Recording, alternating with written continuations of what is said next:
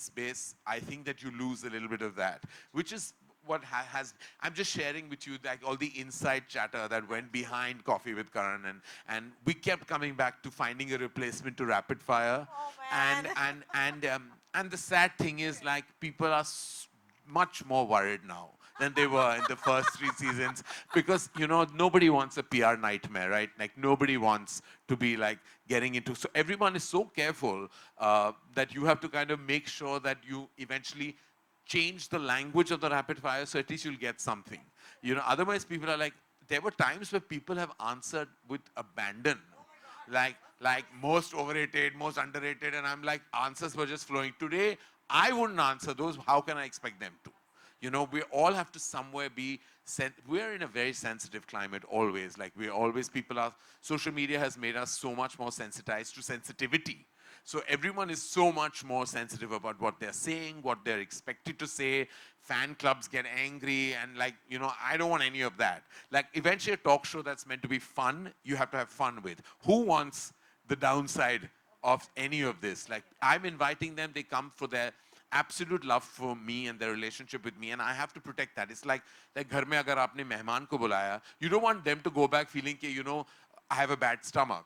They want to go back home feeling like, अरे यार, we were well taken care of. And I mean, they always say that you need a shot of coffee to wake you up, but this is coffee in its wokest avatar in 2023. And I want to give you a hand for walking that line so gracefully, because we have to be sensitive and at the same time we have to have fun. And if there's one show that's doing that right now, it's Coffee with Karan.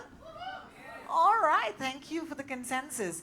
My favorite episode, and let me just go straight off the bat, Ranveer Deepika. Oh my God, that video. Thank you, thank you. I have nothing to do with that video. The beauty, the romance, the intensity, the emotion of that video comes from both of them, from their hearts and souls. And it was their idea to share that with us. And I was very, very, very touched. And I'm very grateful to both Ranveer and Deepika for actually sharing with not just me, but the entire world, a very private part of their lives.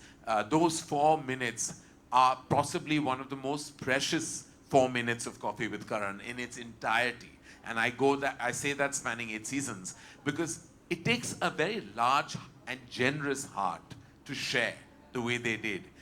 Because it was many years after their marriage, and it could have very easily not been shared. And I never asked for it.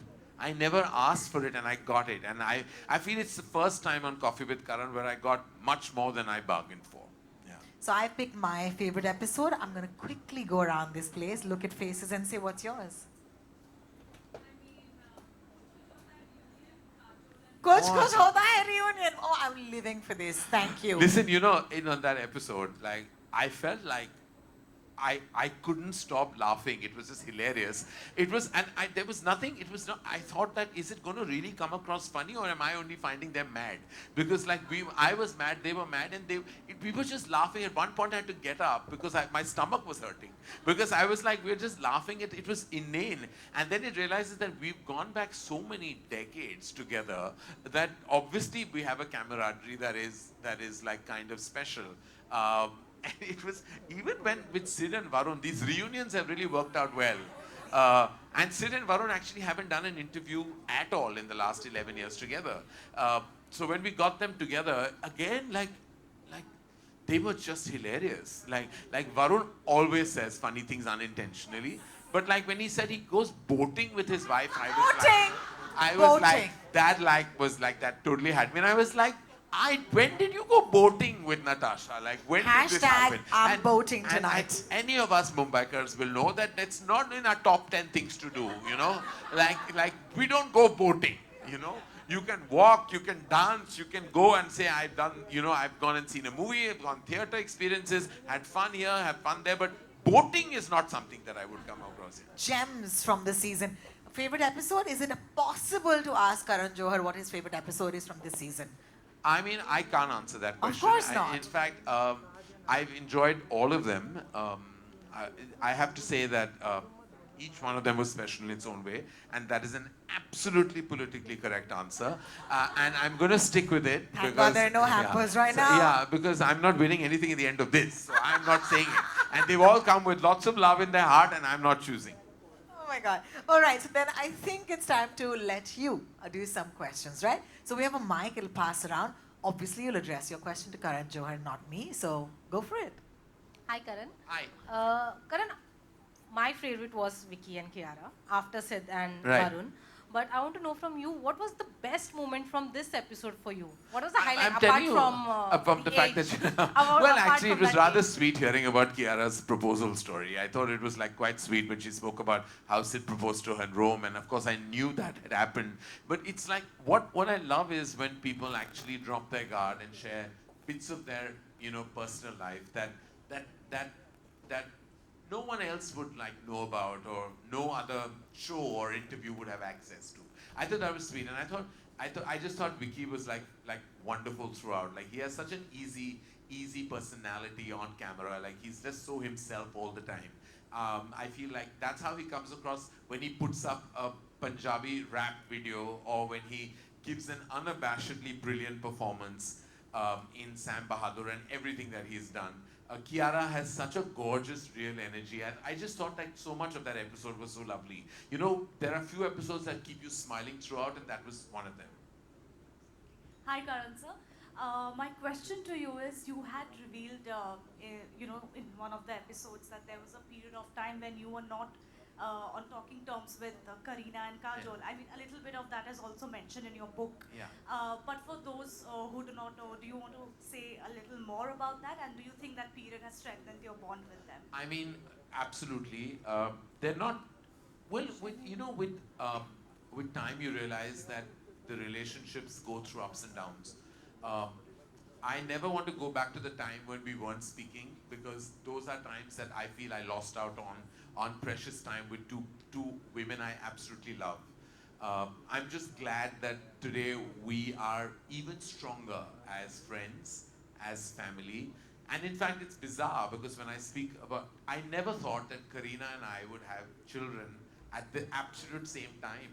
Like I always wondered because I was an older parent. Like when I had my kids, I was 44 years old, and I kept thinking in my heart that, I'm going to obviously be the oldest person in a PTA meeting, or on a WhatsApp group, or in a birthday party, and that's so far from the truth, because Kareena had Temur at 2 months prior to Yash and Ruhi's birth, and Rani had Adira a year before. And I was like, these are two of my closest friends, and they both actually, have kids around the same age. And if you see Kajal with my kids, it's like she's becomes one of them. And I'm just so glad that I have this support system of all these friends. Because when you're a single parent, you have to know one thing, that you do need, barring the fact that I'm eternally grateful to the universe for my mother and how she co-parents Yash and Rui with me, but I'm also very grateful for my friends, because they're all there. They're all there with all their hearts. And so even though we went through a phase, I'm just glad that we are even stronger today. And I think what doesn't break you makes you stronger. Thank you for that beautiful question. After you, there is a girl with with her hand up for a while. Yes, ma'am, you. Yes. Would you just raise, just stand up so that they can give you a mic later? That's okay, ma'am. We'll come to you after. Okay, thank you. Yes, Ankita, please go ahead. Hi, Karan. Hi. Karan, this season was special because you brought up a topic which nobody thought a pop culture show like this would bring up. That's anxiety. Yeah. And not just about anxiety, you spoke about your battle with it, how you dealt with it. What prompted you to actually come out and speak about it at such a big platform? And post you have done so, what's the impact you have seen? How have people taken it in court? So I think that what happened on that episode was organic. It wasn't planned. If you know and have followed the seasons, a lot of it is unplanned. A lot of the conversation is just flows. Um, I felt at that point of time when I saw that beautiful video of Deepika and Ranveer's, I felt like, apart from the fact that you talk about your loneliness, but you also, because Deepika has expressed herself in the public domain about her depression and the fact that she has uh, even a foundation, that deals with it with such absolute brilliance.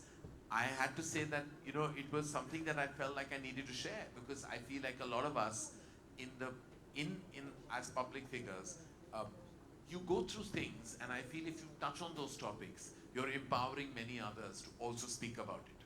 And I feel like I have been through in 2016 a phase where I discovered I was going through anxiety. Then you get better, and then it does come back again sometimes.